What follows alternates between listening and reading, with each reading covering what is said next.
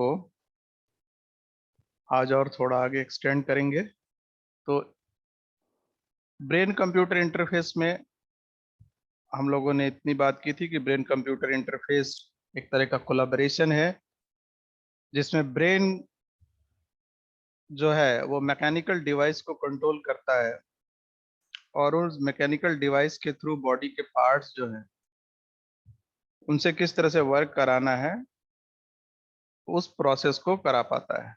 यानी कि अगर ब्रेन डेड है, something is happening between the brain and the body parts, there if there is any blockage, then how to provide alternate path so as to work with that body part, इसके लिए brain computer interface जो है वो अभी use हो रहा है काफी जगहों पे। तो जनरल प्रिंसिपल में हम लोगों ने ये चीज को देखा था कि एक हेल्दी सब्जेक्ट में ऐसा डायग्राम में दिख रहा है कि कोई ब्लॉकेज नहीं है, तो जो भी ब्रेन में सिग्नल जनरेट हो रहा है वो उस बॉडी पार्ट तक जहाँ जा रहे हैं, जैसे यहाँ पे हाथ तक वो सिग्नल जा रहा है कि कुछ लिखने की कोशिश करनी है तो लिखा जा पा रहा है, क्योंकि जो पाथ है वो क्लियर है through the primary motor area से लेकर के स्पाइनल कार्ड से होते हुए उसके हैंड तक। पैरालाइज्ड पीपल में ब्लॉकेज आ जाता है, तो जब ब्लॉकेज आ जाता है तो सिग्नल जो है वो ब्लॉकेज पे आकर के रुक जाता है, वहां से वो ट्रांसमिट फिर नहीं होता through neurons, through motor nerves, तो वो आदमी पर्टिकुलरली चाहते हुए भी उस काम को कर नहीं सकता। इसी समस्या को दूर करने के लिए यूं कह लें कि ब्रेन मशीन इंटरफेस या ब्रेन कंप्यूटर इंटरफेस बनाया गया, जिसमें एक पैरेलल पाथ प्रोवाइड किया गया जो उस सिग्नल को लेकर के जाता है और जो वर्क कराना है उसको वो करा पाता है हैंड के थ्रू। इस पे जब हम लोगों ने बात किया तो ये देखा कि बैकग्राउंड में क्या है, क्या क्या चीजें यूज होती हैं, कैसे सिग्नल जनरेट होता है। तो signal from from an array of neurons, यानी जो ब्रेन में सिग्नल जनरेट हो रहे हैं थ्रू न्यूरॉन्स, एक न्यूरॉन से दूसरे न्यूरॉन को ट्रांसमिट होते हैं, जिसको सेरिब्रल इलेक्ट्रिकल एक्टिविटी कहा, उसको रिकॉर्ड किया गया, ट्रांसमिट किया गया। सिग्नल्स जो कि बहुत वीक हैं उनको एम्पलीफाई किया गया। अगर नॉर्मल बॉडी में हो रहा होता है तो हम कुछ भी एम्पलीफाई नहीं करते, हम अपने ब्रेन से जो चाहते हैं वो काम करा रहे होते हैं और ब्रेन और बॉडी उस तरह से अपने आप प्रॉपर फंक्शनिंग कर रहे होते हैं। लेकिन अगर कोई प्रॉब्लम आ गई और हमको अगर पैरेलल पाथ कोई प्रोवाइड करना है, बाईपास करना है, तो फिर हमको वो सिग्नल को जो न्यूरॉन से आ रहा है उसको लेना होता है, उसको एम्पलीफाई करना होता है, फिर उसको कंप्यूटर को ट्रांसमिट करना होता है।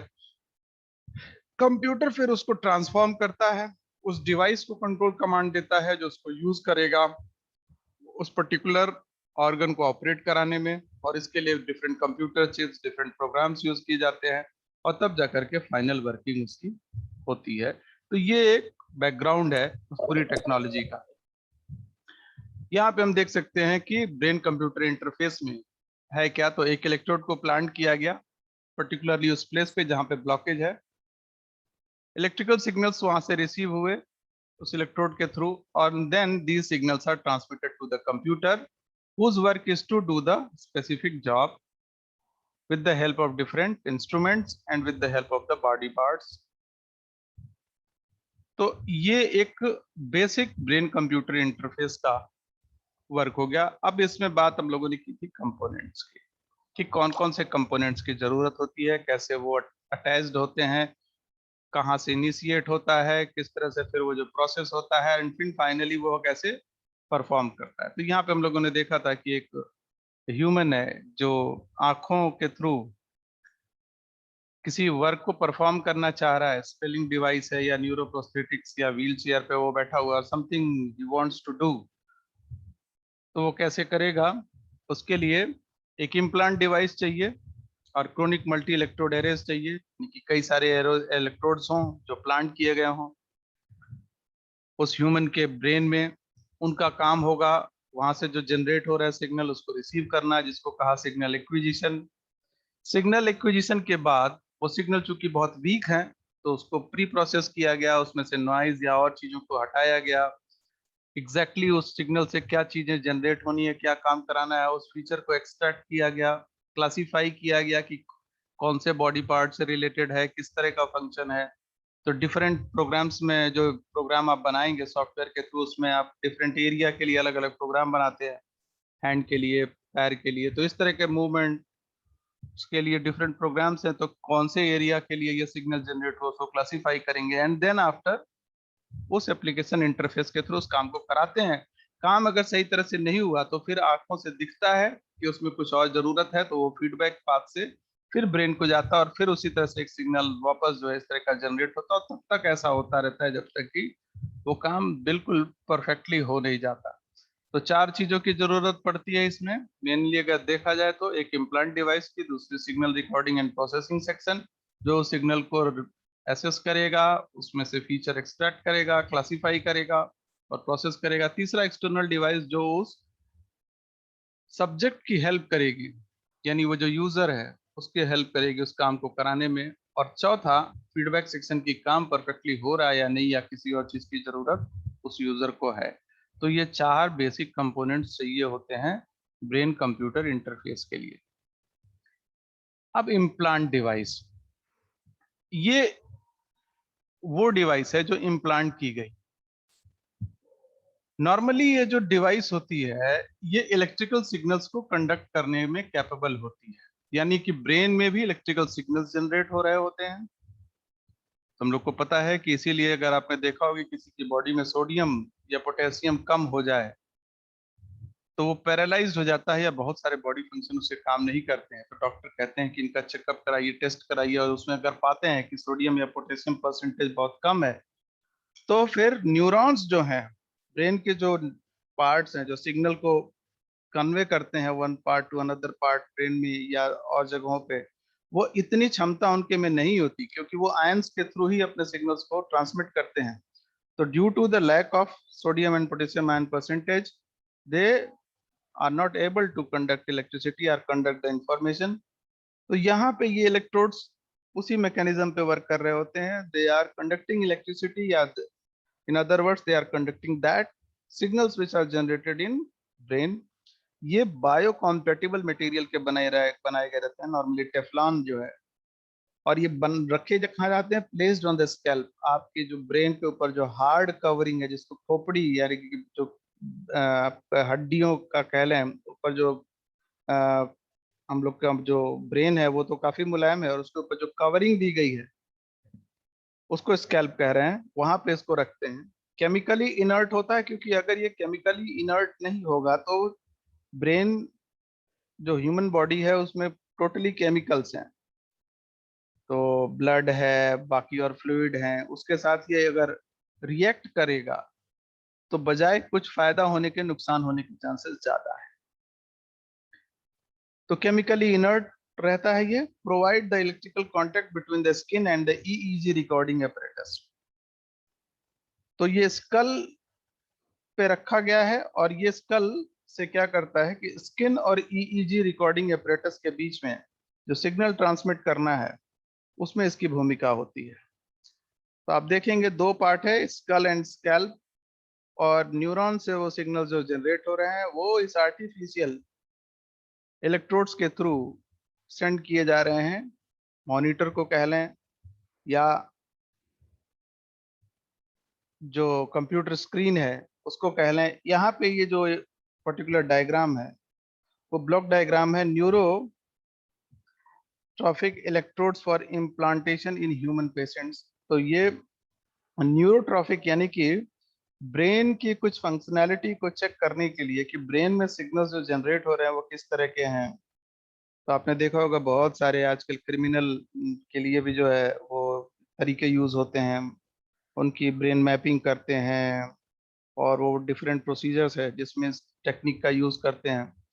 वहाँ पे वो उनसे बहुत सारे क्वेश्चंस करते हैं और क्वेश्चन के आधार पे जो उनके ब्रेन में सिग्नल्स जनरेट हो रहे हैं उसके आधार पे एक निर्णय पे पहुंचते हैं कि ये झूठ बोल रहा है या सच बोल रहा है। तो जो लाई डिटेक्टर टेस्ट हैं या इस तरह के जितने भी टेस्ट हैं वो सब इसी प्रिंसिपल पे वर्क करते हैं ब्रेन कंप्यूटर इंटरफेस पे, यानी signals which are generating in brain depends on your actual impulse, कि आपके अंदर जो भावनाएं हैं जो इमोशंस हैं वो किस तरह के सिग्नल जनरेट करती हैं। आपको गुस्सा आता है तो किस तरह के सिग्नल जनरेट होते हैं ब्रेन में, तो उस सिग्नल के थ्रू ही जो है आप किसी को गाली देना या मारपीट करना। तो ये जो आप हैंड मूवमेंट करते हैं, पैरों का मूवमेंट करते हैं किसी को मारने पीटने के लिए, ये सब कुछ डिपेंड कर रहा है आपके ब्रेन में जो सिग्नल जनरेट हो रहे हैं उस पर। और जो ब्रेन में सिग्नल जनरेट हो रहा है वो कहीं ना कहीं आपकी इमोशंस, आपकी फीलिंग से जुड़ा हुआ है। तो ये जो सिग्नल्स जनरेट हो रहे हैं उसको रिकॉर्डिंग करना, उसको मैनेज करना, यहाँ पे ये पार्ट जो है वो ब्रेन कंप्यूटर इंटरफेस का है। और उसके थ्रू ही डॉक्टर्स कह लीजिए या जो बाकी और क्रिमिनल एक्सपर्ट्स होते हैं जो साइकोलॉजी को रीड करते हैं, वो इस तरह के टेस्ट करते हैं। सिग्नल प्रोसेसिंग सेक्शन क्या है? एक बार सिग्नल आ गया, सिग्नल रिसीव हो गया, अब उस सिग्नल को प्रोसेस करना है। इसके लिए मल्टी चैनल एक्विजिशन सिस्टम होता है। मल्टी चैनल का मतलब होता है जिसमें कई सारे चैनल हो, कई जगह से सोर्सेज हो, कई जगह से इंफॉर्मेशन को ली जा रही हो। एक्विजिशन सिस्टम का मतलब होता है, एक ब्रॉडली अगर क्लासिफाई करें इसको, तो एनालॉग टू डिजिटल सिस्टम होना चाहिए। यानी सिग्नल जो है वो एनालॉग फॉर्म में है, उसको आपको डिजिटल फॉर्म में कन्वर्ट करना पड़ेगा। डिजिटल फॉर्म में कन्वर्ट करने के बाद फिर वो किसी मेमोरी को जाएगा, यानी आर्टिफिशियल मेमोरी को, जिसमें रैम रोम बहुत सारी चीजें हैं, बहुत सारे तरह की मेमोरी है। फिर उसके बाद वो किसी प्रोसेसर को जाएगा। प्रोसेसर उसको प्रोसेस करेगा कि किस तरह का सिग्नल है, और फिर उसके बाद वो उस सिग्नल को सेंड करेगा। तो नॉर्मली यहाँ पे आप देखेंगे तो स्पाइक डिटेक्शन लिखा हुआ है। जब भी कोई ईईजी देखते हैं या ईसीजी देखते हैं तो जो ग्राफ आप देखते हैं वो कुछ वेव के फॉर्म में होते हैं, जिसमें स्पाइक्स ऊपर की तरफ जाती हुई फिर नीचे जाती हुई ऐसी दिखती है। तो जो वेव्स हैं, या जो कह लें कि जो डायग्राम आ रहा है, वो एक तरह का कॉम्बिनेशन होता है स्पाइक का, यानी कुछ रेखाओं का, जिसमें कुछ रेखाएं बहुत ऊपर चली जाती हैं पीक पे, कुछ फिर नीचे अचानक से आ जाती हैं। तो ये जो ऊपर नीचे की तरफ वेव्स बन रही हैं, इसके अकॉर्डिंग डॉक्टर या बाकी जो सिस्टम को देख रहे हो वो अपना कोई निर्णय लेते हैं कि किस तरह की स्पाइक है, क्या एक्चुअल फिनोमिना चल रहा है, या अगर किसी पेशेंट के लिए है तो पेशेंट में क्या इस वक्त चल रहा है। तो उस स्पाइक को सेंस करते हैं। अगर ये इस कंप्यूटर के थ्रू स्पाइक नहीं गई तो वो उसको एम्पलीफाई नहीं करेगा, उसको प्रोसेस नहीं कर पाएगा। तो जो ब्रेन से सिग्नल जनरेट हो रहे हैं, यानी इस इलेक्ट्रोड से जो कि स्कैल्प पे बिल्कुल लगा हुआ है आपके, वहां पे, वहां से जो सिग्नल जनरेट हो रहा है वो सिग्नल एसिक के थ्रू, यानी ये जो इलेक्ट्रोड है वो है एप्लीकेशन स्पेसिफिक इंटीग्रेटेड सर्किट। एसिक का फुल फॉर्म होता है एप्लीकेशन स्पेसिफिक इंटीग्रेटेड सर्किट। और ये एसिक जो है वो नीचे ब्लॉक में दिया हुआ है। इसका मेन काम क्या होता है? गेन एंड फिल्टरिंग, यानी जो सिग्नल मिला उसको उसको गेन यानी उसको पावर देना, उसमें से कुछ फिल्टर करना जो नॉइज है, जो हमारे काम की चीज नहीं है, then analog to digital form में उसको कन्वर्ट करना, फिर स्पाइक को डिराइव करना, एंड देन सेंड इट। तो ये स्पाइक वेवफॉर्म जो है वो इस कंप्यूटर तक आती है। इस कंप्यूटर के बाद जो भी स्क्रीन है जहाँ पे वो डॉक्टर देखना चाहता है या जो भी देखना चाहता है, वो उस स्क्रीन पे इसको देख पाता है, उस स्पाइक को या उस वेवफॉर्म को, और उसके थ्रू जो भी उसको एनालाइज करना है वो उस कंप्लीट पार्ट को यहाँ पे कर पाता है। तो ये एक सिग्नल प्रोसेसिंग सेक्शन हो गया, जहाँ पे सिग्नल जनरेट हुआ, प्रोसेस हुआ, सेंड किया गया किसी कंप्यूटर को। कंप्यूटर में थ्रू द प्रोग्राम एक रिजल्ट निकाला गया कि this person have this this this this things, और एबिलिटी और disability of this things, having so much of chemical और डिफिशियंसी ऑफ केमिकल। जो कुछ भी निर्णय लेना है that is based on that program as well as the user, and the user is definitely here in case of patient, the user here is doctor, who comes to a conclusion that what to do with this situation, कि क्या करना है उसको, क्या दवाएं देनी है, किस तरह के और फर्दर टेस्ट कराने हैं। ये सारा कुछ जो है वो सिग्नल प्रोसेसिंग सेक्शन के थ्रू होता है। ये एक कंप्लीट उस तरह का फीचर है, सिंप्लीफाइड मॉडल आप कह लें बीसीआई सिस्टम का। तो ये है। अब यहाँ पे आप देखें तो ये जो इसका ब्रेन है, इस ब्रेन के ऊपर जो स्कैल्प है, यानी बिल्कुल ऊपर का जो सतह है ब्रेन का, और ये जो हार्ड कवरिंग होती है, जो हम लोग की स्कल होती है, खोपड़ी होती है, उसके बीच में इस इलेक्ट्रोड को लगाया। अब इस इलेक्ट्रोड से तीन तरह के सिग्नल जनरेट कर रहे हैं। एक तो रॉ सिग्नल, यानी कि जो नॉर्मल सिग्नल जनरेट हो रहा है वो, तो यहाँ पे देखेंगे तीन इलेक्ट्रोड्स लगे हुए हैं, एक बिल्कुल ऊपर, एक बिल्कुल बीच के लेयर में, और एक सबसे नीचे वाली लेयर में। उन तीन जगहों से ये सिग्नल को लेते हैं। इसको इन्होंने तीन नाम दे रखा है, ईईजी, ईसीओजी और सिंगल यूनिट। और फिर इन तीन सिग्नल्स को कंबाइन करते हैं। सिग्नल एक्विजिशन का मतलब होता है कि ये जो वेव फॉर्म है जो एनालॉग फॉर्म में है, इस एनालॉग सिग्नल को कन्वर्ट करा गया डिजिटल फॉर्म में, 0-1 के फॉर्म में। अभी जब 0-1 के फॉर्म में कन्वर्ट हो गई तो फिर यहाँ से ये भेजी जाती है कंप्यूटर यूनिट को, जो उस फीचर को देखती है कि इसका मतलब क्या है, और उस कंप्यूटर में इस फीचर के लिए कुछ प्रोग्राम रखे गए हैं पहले से, जो इसको समझ सकते हैं कि ये जो नंबर्स आ रहे हैं ये क्या रिप्रेजेंट कर रहे हैं। तो on the basis of that algorithm computer जो है वो कुछ निर्णय लेता है कि भाई क्या करना है इस पर्टिकुलर आदमी के साथ, जो भी है उसको क्या काम कराना है। तो क्या सिंपल कम्युनिकेशन है, या कुछ एक्सटर्नल डिवाइस को कंट्रोल करने का है, या एक कॉम्प्लेक्स डिसीजन लेना जिसमें उस आदमी को चलाने का है, जिसमें उसकी सारी बॉडी मूवमेंट है। तो एक सिंपल तो ये हो सकता है कि वो आदमी सिर्फ एक स्क्रीन को देखना चाहता है, उस पर कुछ मैसेजेस पढ़ना चाहता है, ये सिंपल वर्क हो गया। इंटरमीडिएट वर्क ये हो गया कि वो ना सिर्फ देखना चाहता है, कुछ एक डिवाइस को ऑपरेट भी कराना चाहता है, पर यहाँ पे वो बैठे बैठे कराना चाहता है। कॉम्प्लेक्स निर्णय ये हो गया कि वो उस आदमी से कुछ उस बॉडी पार्ट से मूवमेंट कराना चाह रहा है, यानी कि खुद की बॉडी को वो कुछ मूवमेंट कराना चाह रहा है। तो इस तरह में ये जो न्यूरो प्रोस्थेटिक लिम्स होते हैं, जिसको हम लोग जो हैंडीकैप्ड होते हैं, जिनको जयपुर फुट्स लगाए जाते हैं, तो वो आजकल जयपुर फुट अब वो पुराने वाले नहीं बनते। अब बहुत सारी ऐसे आ गए हैं कि जिसमें बैटरी ऑपरेटेड हो गए हैं, और वो इलेक्ट्रोड्स जो है वो ब्रेन में ही लगे रहते हैं, तो वो आदमी मूव कर सकता है। तो हालांकि ये महंगे आते हैं, पर ये अब आजकल यूज हो रहे हैं। खास करके इंडिया में तो कम यूज हो रहे हैं, पर बाहर की कंट्रीज में ज्यादा यूज हो रहे हैं, क्योंकि इंडिया में भी महंगा है, तो उतना ज्यादा तो यूज लोग नहीं कर पा रहे।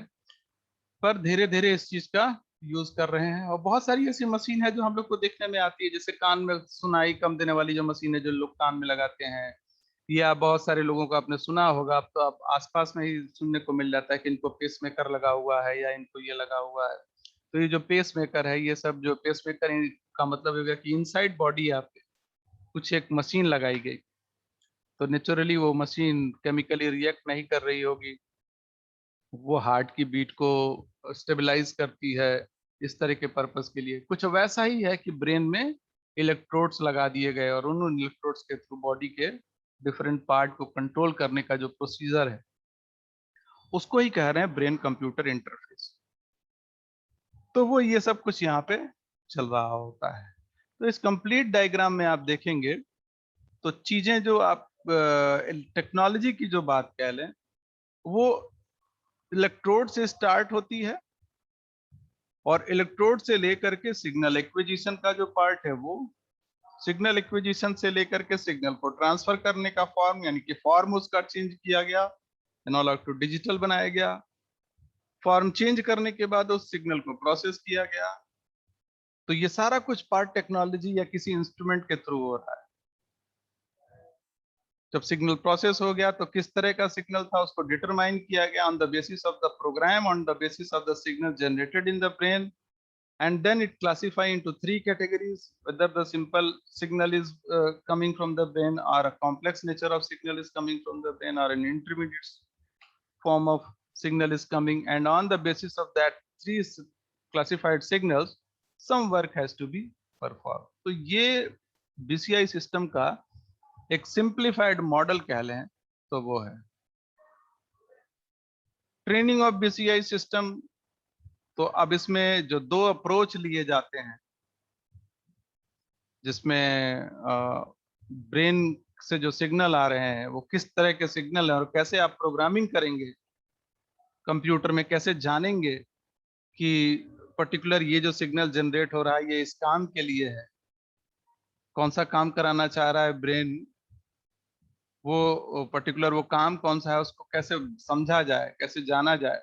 तो उसके लिए दो अप्रोच होता है, एक तो होता है पैटर्न रिकॉग्निशन अप्रोच, और एक होता है ऑपरेंट कंडीशनिंग अप्रोच।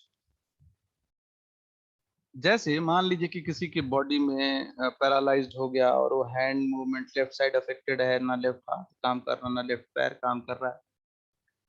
तो डॉक्टर्स क्या करते हैं, या जो सॉफ्टवेयर इंजीनियर्स हैं वो क्या करते हैं, नॉर्मल पर्सन की बॉडी में, ब्रेन में इलेक्ट्रोड्स को लगाते हैं, और उससे ये कहते हैं कि भाई आप अपने बाएं पैर बाएं हाथ को हिलाइए, लिखने का काम, चलने का काम, जितना भी काम हो सकता है वो सब करिए।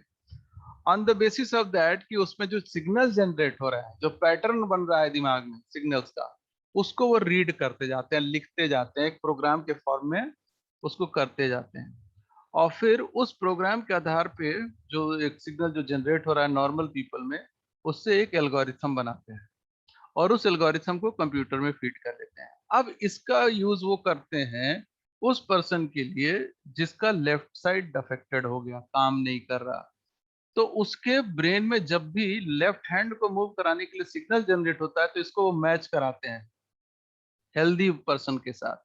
और अगर वो मैच कर गया तो उससे वो अंदाजा लगा लेते हैं कि ये जो सिग्नल आ रहा है ये लेफ्ट हैंड के लिए आ रहा है, या लेफ्ट फुट के लिए आ रहा है, या हाथ से इस काम के लिए आ रहा है। एक तो ये हो गया अप्रोच, इसको कहा पैटर्न रिकॉग्निशन अप्रोच। दूसरा कहा ऑपरेंट कंडीशनिंग अप्रोच। एक तो नॉर्मल फंक्शनिंग हो गई, एक हो गया कि भाई अचानक से कोई काम होता हो उस कंडीशन में, जैसे बाईं तरफ से कोई आप कहीं किसी फील्ड में खड़े हो और गेंद किसी क्रिकेट का मैच चल रहा है और सडनली लेफ्ट साइड से कोई गेंद आ जाए, तो उस वक्त दिमाग क्या रिएक्शन करता है? आपका हाथ उस गेंद को पकड़ने के लिए या बचने के लिए जो कुछ भी काम करता है, ये उस कंडीशनिंग अप्रोच हो गई जो अचानक से आई, ऑपरेंट कंडीशनिंग अप्रोच। इसके लिए भी आपको बिहेवियर को चेक करना पड़ेगा, उसके लिए क्या एल्गोरिथम है। तो ये दोनों अप्रोच यूज किए जाते हैं सिग्नल को एक्विजिशन करने के लिए। ये वो सब टेक्नोलॉजी है जो अभी इमर्जिंग है, जिस पे भी काम बहुत सारा हो रहा है, क्योंकि हर एक कंडीशन के लिए एल्गोरिथम बनाना, उसको ब्रेन के साथ मैच करना और उस तरह से एपरेटस को यूज करना, तो कॉम्प्लेक्स नेचर का काम है। इसीलिए कहा गया कि ब्रेन जो है वो बहुत कॉम्प्लेक्स नेचर की चीज है। और चूंकि इतनी कॉम्प्लेक्स नेचर की चीज है, इसीलिए नेचर ने इसको सबसे हार्ड कवरिंग में रखा भी है। सबसे जो मजबूत आप कह लें कि जगह है जहाँ पे इसको सुरक्षित रखा जा सकता है, वो जगह है तो इसको रखा है ब्रेन को, क्योंकि इसमें हल्का डैमेज भी जो है वो आदमी को बहुत सारी फंक्शनैलिटी से दूर कर देता है। तो यहाँ पे उसी डायग्राम को दिखा रहे हैं ये कि ब्रेन के थ्रू जो टेक्निक्स हैं, वो मल्टी चैनल एक्विजिशन सिस्टम है, यानी कई सिस्टम से कई जगहों से वो सिग्नल को रिसीव करते हैं, फिर उस सिग्नल को प्रोसेस करते हैं, फिर उसके रियल टाइम एनालिसिस करते हैं ब्रेन की। रियल टाइम एनालिसिस में वो नॉर्मल ब्रेन यानी कि एक ऐसे ब्रेन के साथ तुलना कर रहे होते हैं जो कि डैमेज नहीं है इस ब्रेन के साथ। फिर उसको मैच कराने के बाद फिर वो टेलीमेट्री इंटरफेस से टेलीमीट दूर कहीं भेजना है तो उसको भेजते हैं, फिर टेलीमीटर रिसीवर है जो उसको सिग्नल को रिसीव करेगा और फिर उससे उस काम को कराते हैं। तो यहाँ पे जो है वो एक ऐसा काम ये करा रहे हैं जिसमें ब्रेन से जो सिग्नल जनरेट हो रहा है उसके थ्रू किसी दूर किसी डिवाइस को काम में यूज करना है। तो ब्रेन से कोई सिग्नल जनरेट हुआ पर जो काम जिस डिवाइस को करना है वो बॉडी से दूर है, तो कैसे कराएंगे? तो यहाँ पे वो कह रहे हैं कि जो रियल टाइम एनालिसिस होगी ब्रेन की, उस सिग्नल को रियल टाइम टेलीमेट्री इंटरफेस यानी कम्युनिकेशन, अब यहाँ पे रोल आ जाएगा 4G 5G नेटवर्क्स का और डिफरेंट सिग्नल्स का। वो सिग्नल जनरेट होंगे, दूसरी जगह रिसीव होंगे, दूसरी जगह एक्चुएटर्स लगे होंगे। वो एक्चुएटर जो है उस तरह के मोटर को चलाना या उस जो भी डिवाइस है उस काम को कराना। तो जो रोबोट्स होते हैं, तो रोबोट से अगर कोई काम कराना है तो रोबोट के पास ऐसा ब्रेन तो होता नहीं ह्यूमन ब्रेन जैसा, तो उनके पास ये real time multi channel mechanical actuator हो सकते हैं।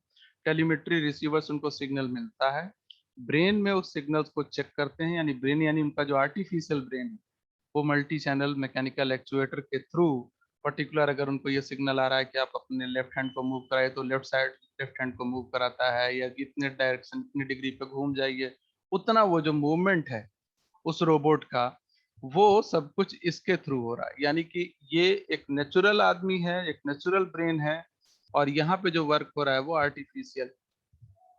And on the basis of this artificial work जो चीज जनरेट हो गई, जो काम कहा गया करने को, उस काम में कितनी परेशानी हो रही है या वो काम कितना हुआ, उसको देख करके विजुअल फीडबैक से फिर से ब्रेन से सिग्नल जनरेट होता है और इस तरह का प्रोसेस जो है वो चलता रहता है।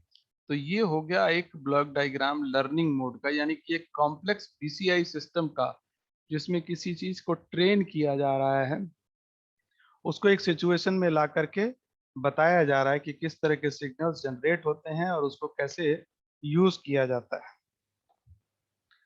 करंट बीसीआई अप्रोच अगर देखा जाए कि अभी वर्तमान में जो ब्रेन का कंप्यूटर के साथ इंटरफेस है वो कितने तरह से काम कर रहा है, तो 3 अप्रोच अभी यूज किए जाते हैं ब्रेन और कंप्यूटर के इंटरफेस में। एक है इन्वेजिव, दूसरा है सेमी इन्वेजिव और तीसरा है नॉन इन्वेजिव। तो ये जो तीनों मेथड हैं, इन 3 मेथड्स का यूज कहाँ कहाँ पे कर रहे हैं, कैसे कैसे कर रहे हैं, उसको थोड़ा देखने का प्रयास करेंगे हम लोग कि क्या है। जैसे इलेक्ट्रोएन्सेफेलोग्राफी होती है, ईईजी। तो ईईजी जो होती है वो ब्रेन की होती है, ईसीजी जो होती है वो हार्ट की होती है, इलेक्ट्रोकार्डियोग्राम। इलेक्ट्रोएन्सेफेलोग्राफी तभी यूज करते हैं हम लोग या डॉक्टर्स यूज करते हैं जब किसी के ब्रेन की कोई फंक्शन को चेक करना होता है, यानी कि ब्रेन रिलेटेड कोई एक्टिविटी किसी की हैम्पर हो रही हो, यानी उसके ब्रेन से सिग्नल तो जा रहा हो पर बॉडी का पार्ट पर्टिकुलर काम नहीं कर रहा, तो उस कंडीशन में डॉक्टर जो है ईईजी कराते हैं। या किसी एक्सीडेंट में किसी के सिर में कोई चोट आ गई तो वो ये भी चेक करने के लिए कराते हैं कि सिर में अगर चोट आई है तो क्या पर्टिकुलर ब्रेन का कोई हिस्सा, कोई पार्ट डैमेज तो नहीं हुआ है। तो उससे जो नेचुरल ईईजी आती है किसी आदमी की, उससे उस एक्सीडेंट किए हुए आदमी की ईईजी को मैच कराते हैं और फिर किसी कंक्लूजन पे पहुंचते हैं कि एक्चुअली में कोई नुकसान हुआ है या नहीं हुआ है।